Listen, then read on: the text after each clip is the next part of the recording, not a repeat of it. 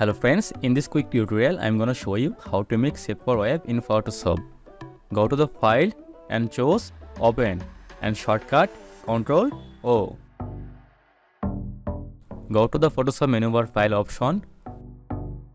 Then choose export to shape for web.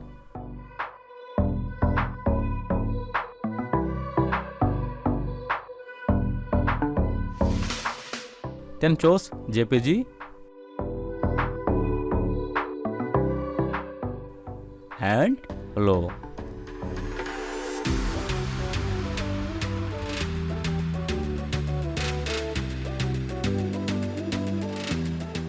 After save, we see before image and after image.